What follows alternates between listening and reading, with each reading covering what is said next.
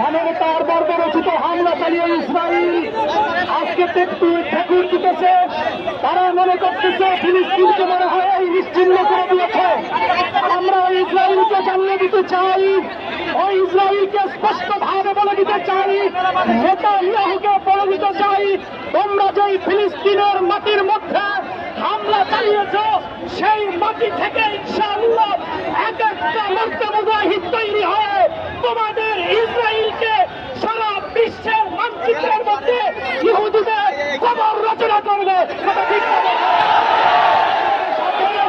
আমরা স্পষ্ট ভাবে বাংলাদেশের প্রধান উপদেষ্টাকে জানিয়ে দিতে চাই, আপনি আমাদের সেই মুসলিম ভাই বোনদের জন্য রাষ্ট্রীয়ভাবে ফান্ড তৈরি করেন।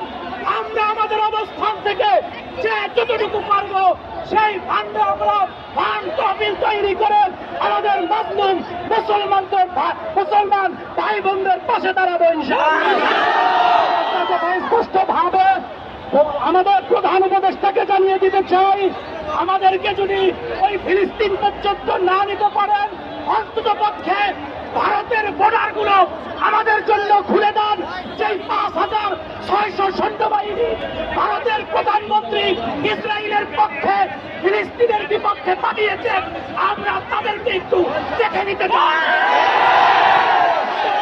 ইসরায়েলি পণ্যের সাথে আজ থেকে আমাদের ঘোষণা হবে ভারতের পণ্য সমানভাবে বয়কট করব।